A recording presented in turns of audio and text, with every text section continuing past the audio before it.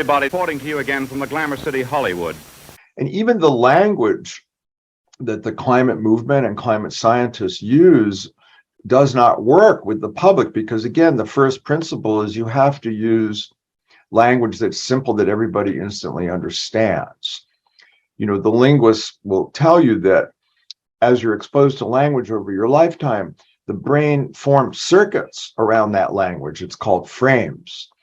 So when I say net zero, I'm not activating any existing mental circuitry in hardly anyone. People do not know what that means. When I say we have to stop pollution, people say, oh yeah, we better do that, because everybody knows what pollution is and no one will defend it. So we should be talking about planet heating pollution that is trapping heat on Earth and making storms stronger, and we know what to do. We need to reduce the pollution. That's an example of simple language everyone can understand.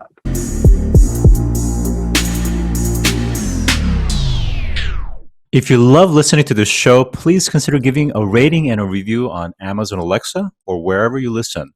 We want to continue bringing you this amazing content, and part of our ability to do that means that we need a big audience. Now, it may not seem like much, but rating and reviewing the show will help more people find us, just like how you found this show. Simply on any podcast platform, search for a show, scroll down to the bottom, and push 5 stars. It's that easy. Thanks for supporting the show.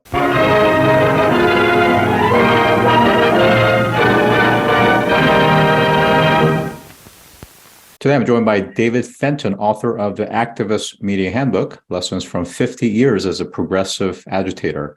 Welcome to the show today. Thank you, Scott. Good to be here. So you're a political activist who, for the past 40 plus years, have used PR to create campaigns on behalf of social change and progressive causes, such as No Nukes, concerts with Bruce Springsteen's, to campaigns to free Nelson Mandela, and apartheid to banning fracking. I wonder if you could just kind of give us a brief summary of that. Yeah, I started the first public relations and advertising firm dedicated solely to progressive social change in New York and DC in 1982. And I felt that there were plenty of PR firms working for big corporations and foreign dictators and polluters. And as you know, the term public relations is not a positive term in our culture, and that's because it's often lying for money. And so I thought there should be a firm that told the truth and that worked on behalf of advancing social justice and social change.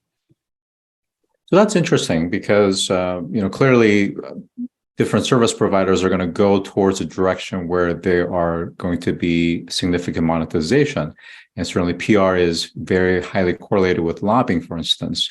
So when you started back in 1982, were there clients that were willing to pay for some of these things?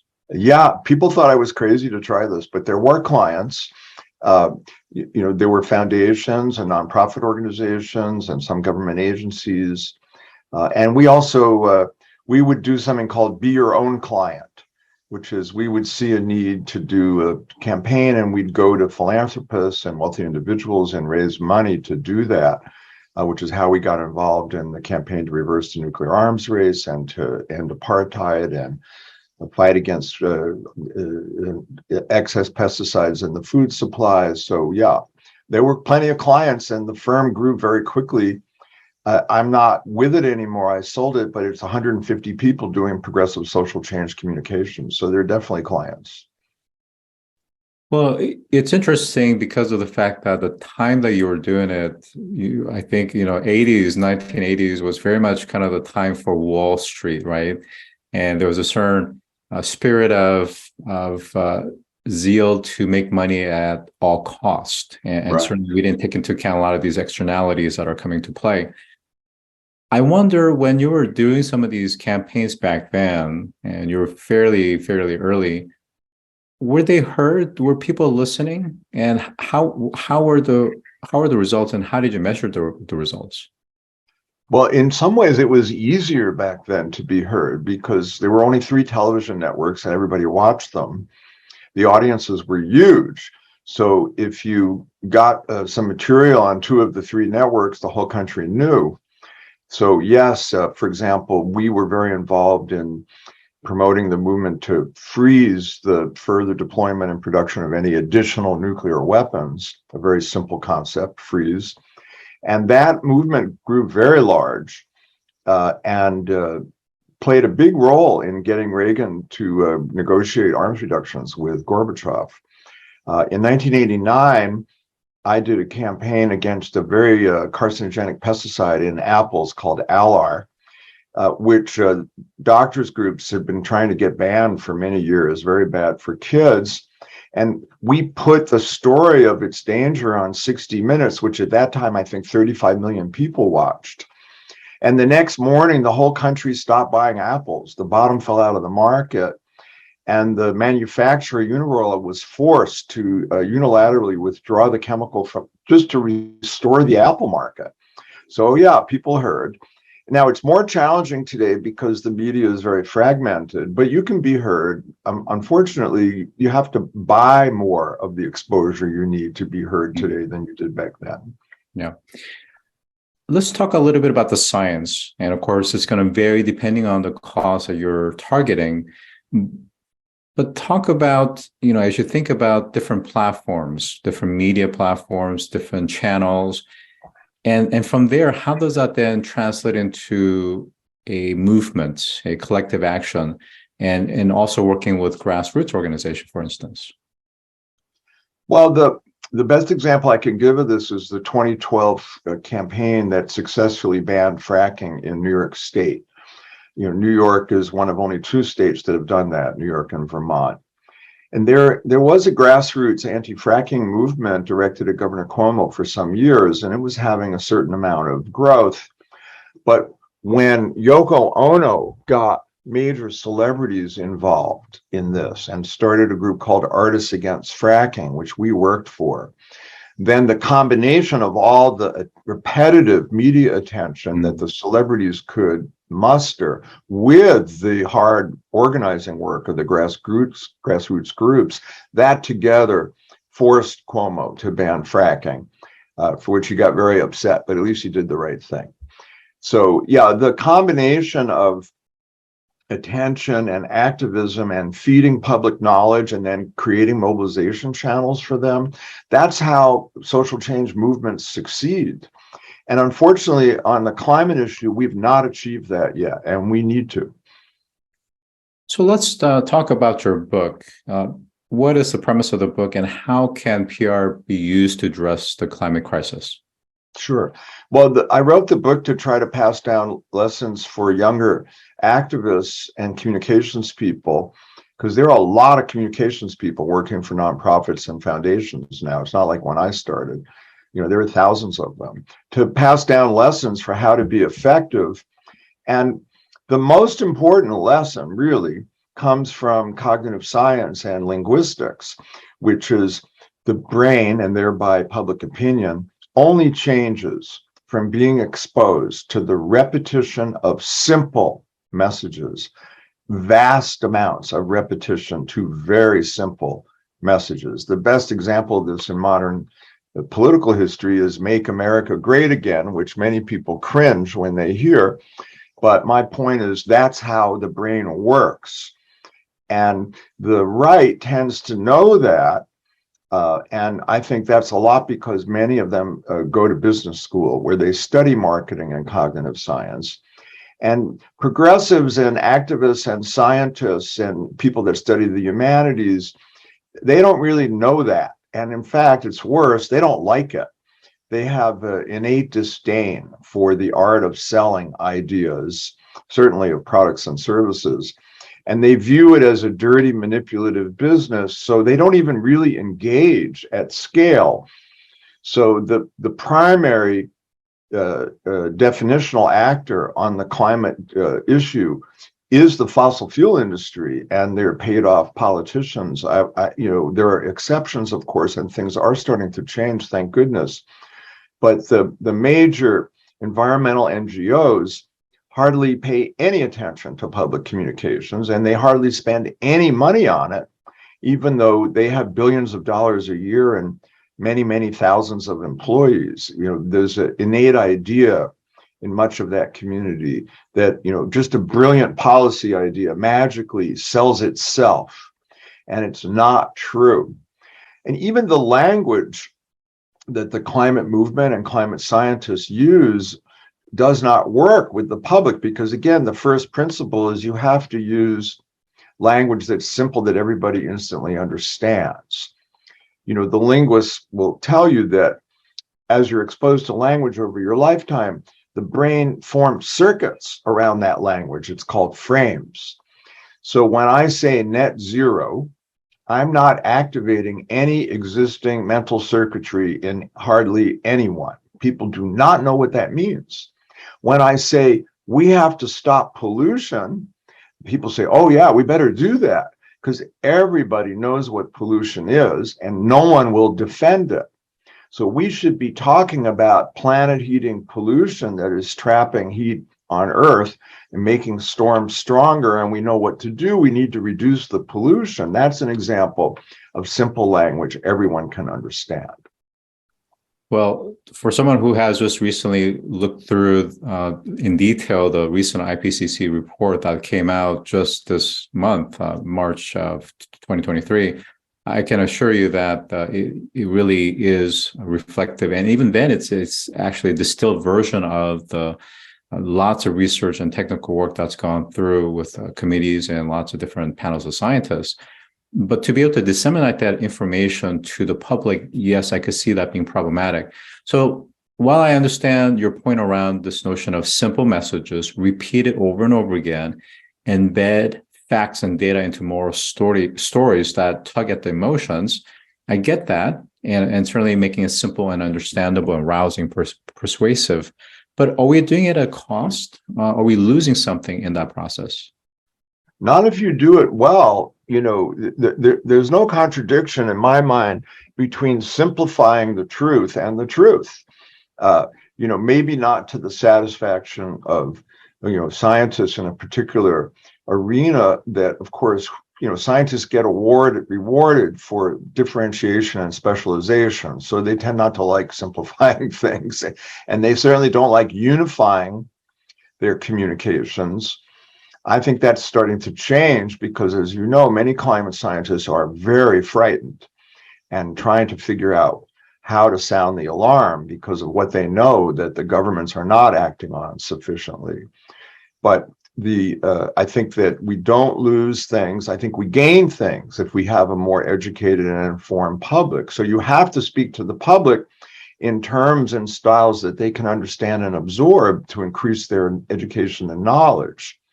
So I think we're gaining, not losing, if we use proper and modern communication techniques. So I'm going to just take a bit of a step back, is that there's a report that's came out that indicates that this past year, we've actually produced more renewable energy than actually use dirty fossil fuels for the first time. New energy, right. However, there's still challenges, of course. We may not be moving to coal just because of the cost aspects, the levelized pricing. We still continue to use natural gas and other forms to supplement. From a public perception with the electrification of cars and so forth, they may be under the impression that, wow, there's wind projects, there's solar projects, there's electric vehicles. We're doing enough. But then the scientists, to your point, are beating the drums, indicating that actually we're not on pace. We're going to miss that 1.5. And if we do, the consequences can be very grave. And they lay out a number of scenarios that really makes it very bleak in terms of our survivability into not just the next tens of years, but millenniums in terms of thousands of years. People are confused. They're getting lots of different information and their perception varies. So what would be that message that you would tailor and be able to actually direct if you could tell them right now? Sure. But I just want to say, this is not only a question of having the right message, it's also having the resources to deliver that message sufficiently and repetitively so it enters people's brains. A message is not magic by itself. It has to have a delivery operation, and the movement lacks that. One of the things I'm trying to do is to get philanthropists and people in this field to start investing in reaching the public with the truth, because, like, for example, only 20% of Americans, according to Yale research, know that all the climate scientists agree we're heating the earth at our peril. Most people still think there's enormous scientific disagreement. And among peer-reviewed published climate scientists, there is essentially none. So why is that? So that was the propaganda strategy of the fossil fuel industry for many years, to say that scientists don't agree. And they got that from their experience with the tobacco wars, where the tobacco companies hired horrible, dastardly PR firms to say doctors don't agree cigarettes cause cancer, when of course they did agree. So this was the strategy of the fossil fuel industry. It's well documented in the book Merchants of Doubt. So, but I don't just blame them. Unfortunately, the climate movement, the clean energy industry, no one has yet mounted a campaign at scale to tell the public the truth, which is all the climate scientists agree. And in the lab, in public opinion testing labs, when you inform any group, including conservative Republicans, that all the climate scientists agree, then they want to do something. So this is why I'm hopeful, because if we mount the kinds of campaigns that we need with the resources that certainly are available, but are not going into communications right now, they're mostly going into what I call the supply of policy. If we would switch that funding to funding demand for policy, we'd make a lot of progress. So I think that's what needs to be done. And the message that works, that we know from multiple testing over years works, is this blanket of pollution that we have put around the earth with our pollution from oil, coal, and gas that's trapping heat, making the storms stronger. And it's like, putting an extra blanket on you when you were sleeping, you wake up sweating. That's what we're doing to the earth. People get that. If we all talked about it that way, it would be very effective, because it's a visualization. It enters people's brains. Oh, right, I can see that. And there's an easy solution. Well, it's not an easy solution, but there is a solution. Reduce pollution, the blanket will thin, the earth will be habitable. Now, of course, there's a corollary message there. All good stories have to have conflict, and they also have to have good and evil. Now, in this issue, oh boy, do we have good and evil. We have people in the fossil fuel industry, and many of their bankers, I'm afraid, intent on making every last dollar they possibly can for the next 20 or 30 years, the planet be damned. So as people come to understand who is in the way of a cleaner, better future, I'm sure there will be rebellion. I want to talk about something that you mentioned earlier, which is the fact that in the 80s, it was a lot easier to deliver messages because you had a large audience, cable television with a handful of networks. But now it's very fractured, and you can't even say online anymore. You have many derivatives, many side channels, and then, of course, you have forms that shows up in different ways that you can't even imagine. But the bigger issue is, even if you could mobilize resources and plow capital, money into these types of campaigns, the issue is going to be there's always going to be a channel where that channel is isolated and it's an echo chamber.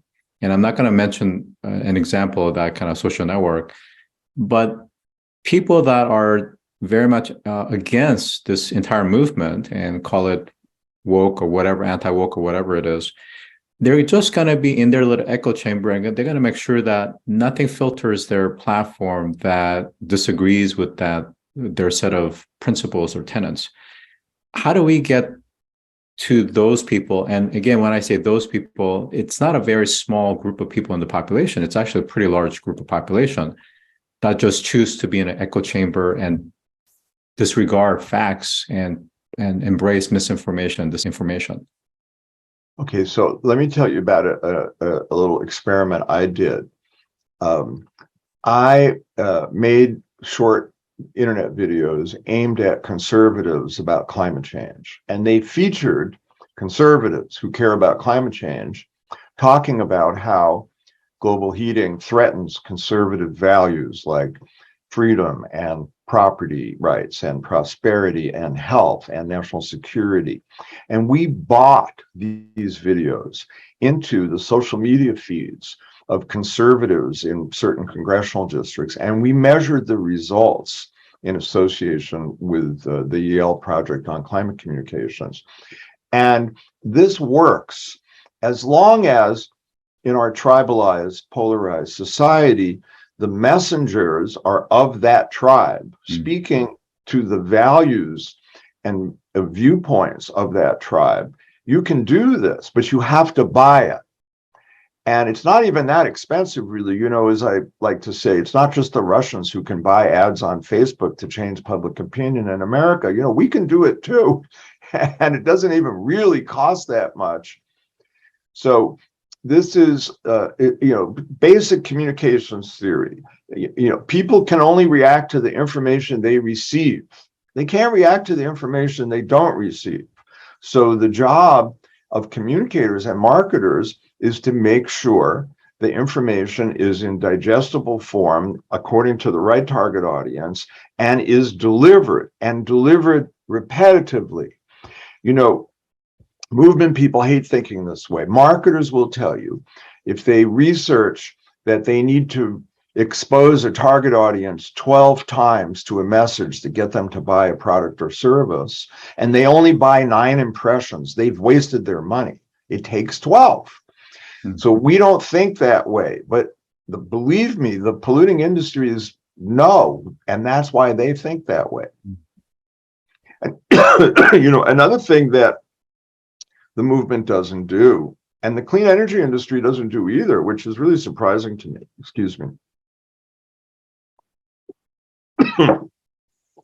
is Washington, D.C. is a kind of influential media market, right? What the members of Congress and people in the lobbying world and the media that's based there and the government, what they think is reality affects the country and filters down to the rest of the country.